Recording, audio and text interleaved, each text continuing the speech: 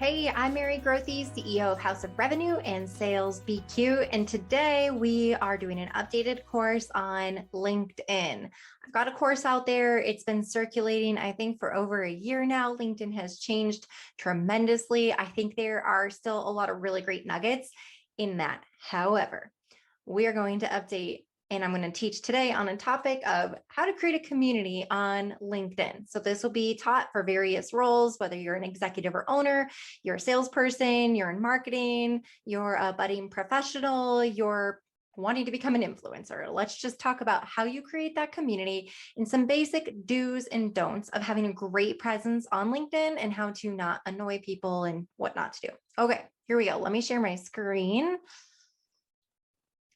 And welcome to LinkedIn. Here's what we're going to do first. My top encouragement for you is to rewrite your profile. So let's head on over there. You can do the upper right-hand corner. You'll hit your drop down and go to view profile. Let's talk through some of the key mechanics. First, your banner. If you don't upload a banner, you will have the traditional LinkedIn blue with like the white lines in the back. I highly recommend that you pick a banner that best illustrates your brand and your personal influence that you want to have on your community.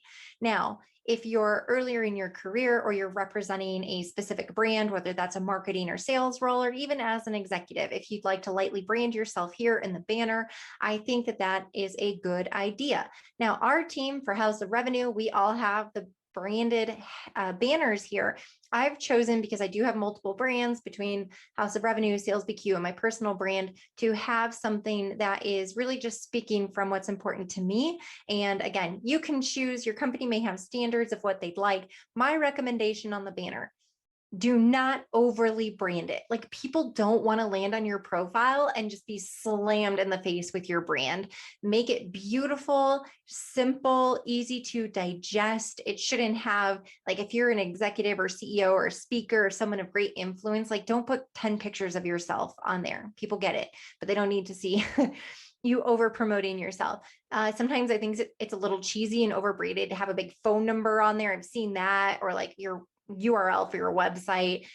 People can figure out probably how to get to your website. So that type of big advertisement can turn people off because it just feels like, oh, great, this person's a marketer, or they're a salesperson, or they're trying to sell to me, and it's not a comfortable experience. When people come to your profile, like, this is a mini website. This is your way to say, here's who I am and why it could be of value to you to connect with me. So we're talking about creating community here. Have that banner image that is warm and welcoming. And then when you look at the profile picture, I used to say I only liked these far away pictures, coming from a salesperson's perspective. When you can't see the person's face, it actually prompts you to click on it. It's more of a clickbait technique to say who is that person. And of course, by clicking on a thumbnail, it takes you to their profile. However, I think that some closer up shots can be wonderful. It's really your preference, and I think who you are in this world. I think anyone that is driving more of, I want to drive profile clicks because it's more of a sales strategy. I think having an eye-catching or hard to see photo from a thumbnail perspective actually drives more clicks. If you can look down here on the bottom right-hand side, you will see some of these photos are closer up, some of them are further away, and you can answer that question if it's prompting you to click or not. But I do recommend in this, your profile photo should be a wonderful photo of you. Like, please do not post the photo where you've cut out your ex-boyfriend or girlfriend or whatever. Like, it should be a photo that's professionally taken, or do the best that you can with really great lighting. Don't have like a really jumbled, messy background behind you. It should be so crisp and clean. And this should be a very professional image. People are going to make an opinion about you. It's just how we are as human beings, based on your photo. So whatever it is that you're looking to achieve in life at this moment in time, no matter your role, as you're building this community, building your personal brand, building influence, that profile photo can literally be make or break of somebody wanting to click on your profile. It should be professional, clear, something you're very proud of. When you get into your headline, this could be a myriad of things. One, if you're in a sales role, unfortunately, and I hate to break this to you if you don't already know, but sales people can be aggressive, pushy, slimy. A lot of people don't want to be pitched or sold to. So when they see a sales title in a headline, they're not really inclined to connect. However, if you're in a marketing role or any other type of role or executive role or VP type role, then that's something that you can put in the headline. Sorry, salespeople. I used to be one too. And I learned that when I changed over my headline, now I still have my title down in my experience, but in my headline, when I changed that away from sales executive or sales consultant or business development and turned it into more of a power statement about my brand, my influence, who I am as a person, who I work with, how I solve problems, that seemed to be a little bit better on higher connect requests and also for people wanting to view my profile, engage with me. I just hate that sales has that negative connotation wrapped to it, but it's the world that we live in. So just embrace it and say, okay, great. Then I'm going to get creative and not trigger people when they see my profile. If you are an executive, it works out really great to put your name of the company in here as well. As you can see on the bottom right, you see some of these different types of headlines, some mixed with titles and the company, some talking about the work that they're doing in here. So you can see a variance of those on those different headlines. Headline is important because when you comment or you're in the news feed, when people hover over with their mouse on your name or your profile picture, that headline pops up. And so that is your commercial. That's your tagline. That is what is going to prompt people to say, is this person of value to me or not? Do I want to connect with them? So be very, very meaningful in what is written here. All right, scrolling down. This is newer to LinkedIn, providing services. I can't give you any feedback yet on if this helps or not, but let me tell you what it does do. When you highlight what the services are that you do here or for your company professionally, then when LinkedIn can sniff out people who are posting like, hey, I'm looking for services in this, then it actually notifies me and it says, hey, Mary, someone's looking for marketing consultant or consulting based on a post that they wrote. And so it takes you to the post, to the person where they're asking questions about that LinkedIn thinks you might be a valuable resource for this person because they're asking about it. So that's a really cool technique that they've brought forth to engage in conversation, but jury's out right now. I haven't had any data tied to it where that's been really successful, but it is available now that you could put that on. In the about section, this is just the best place for you to write something so amazing about yourself. And sometimes it's hard for people to write their stories. So hire someone or ask for help if you're not great at doing it. But man, when people can really understand who you are as a powerful, unique, talented human being and the problems you solve, the value you bring forth, and why people would want to connect with you. And it doesn't matter what role you're in, when you're creating your community, people will read these bios and they want to hear the raw, the heart, the talent. They want to read about this person. And so take this as an opportunity. Mine is a little bit more centered around the success metrics of my career. And that's a specific reason as to why. It is because we're in the world of consulting. And with that, there's a little bit of, when you take a look at me. I'm young, female. I don't know how much longer I can say that I'm young, but I'm just going to ride that as long as I can. But young, female, I typically don't look like your average consultant. And so people may say, well, she's a really lean resume. And, I'm a little confused how someone would know that much or be able to be so forward and saying we have this value proposition without a ton of experience. And so I use it as an opportunity to list out more of the success metrics I've had in my career. You may want to follow this exact same strategy.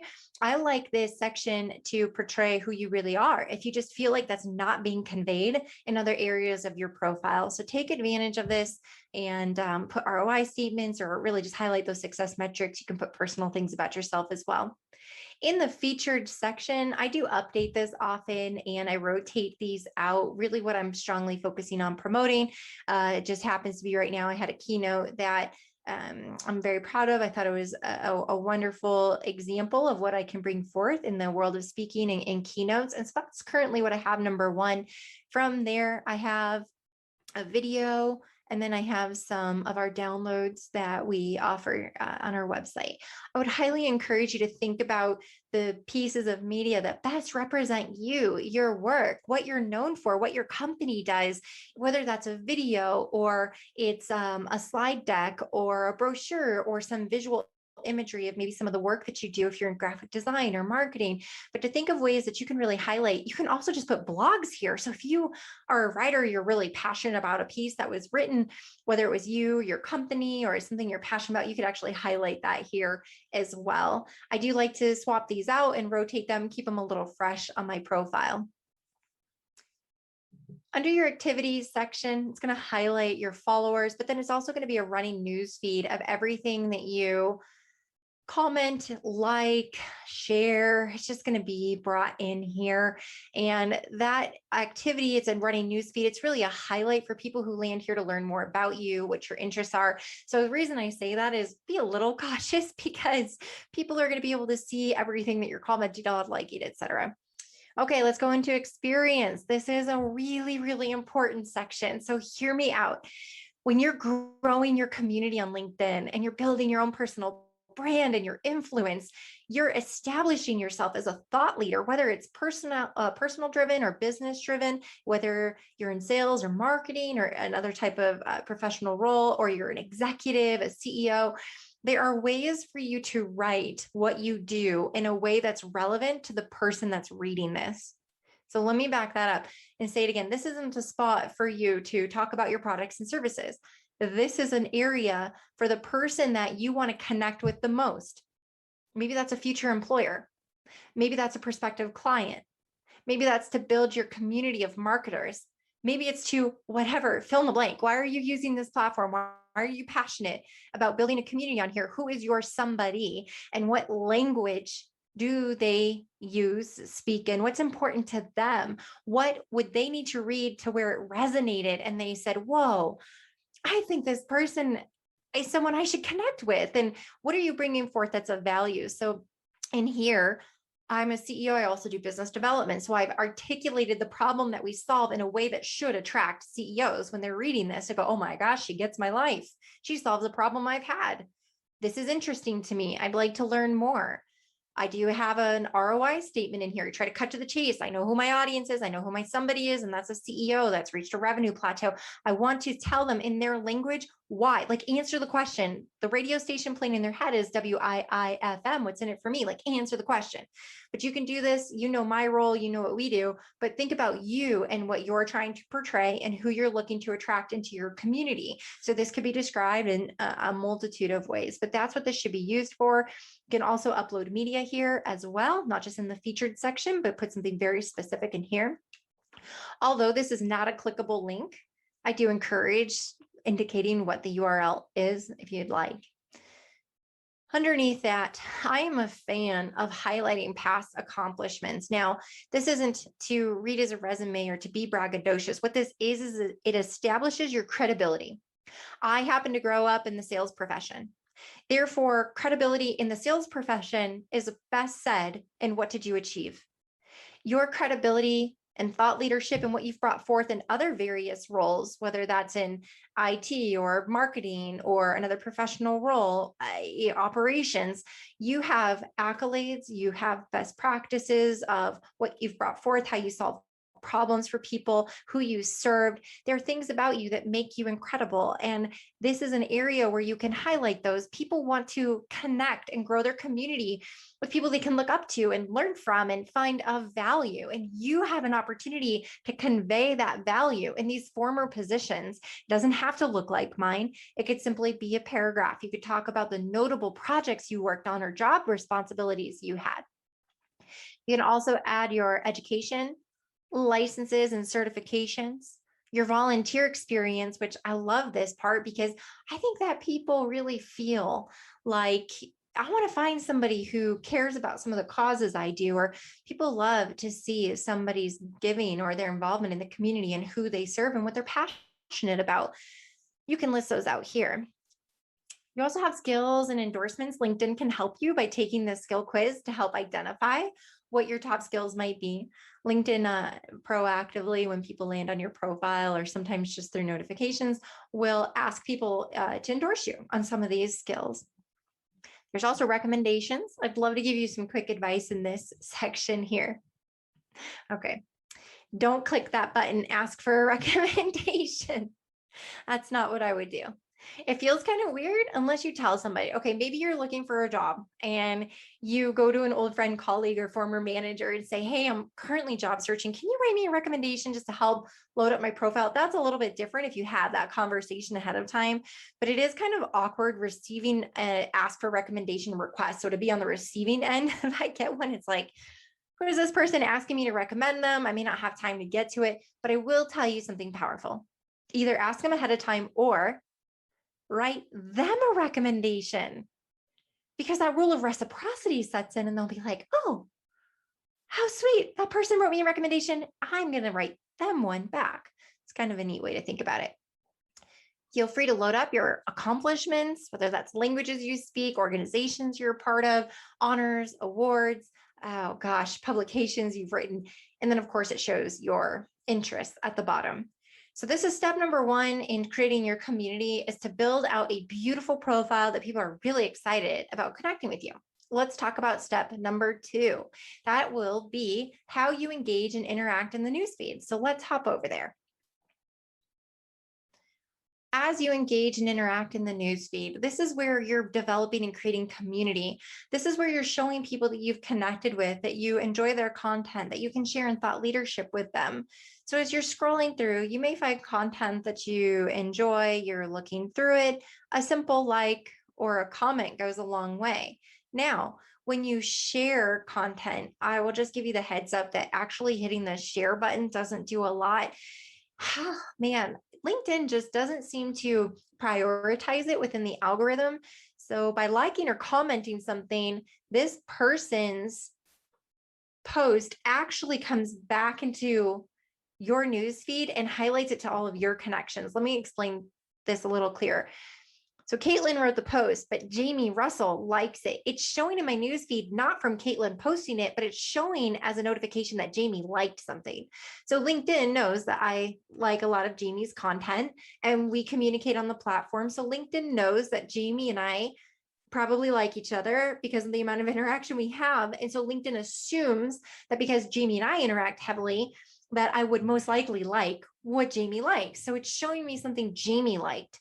And this is in my newsfeed. So if I like this or I add a comment, then it's going to put it out to my newsfeed to also say that I liked Caitlin's content. So now Caitlin's post is getting amplified in multiple people's newsfeeds, whether she's connected to them or not.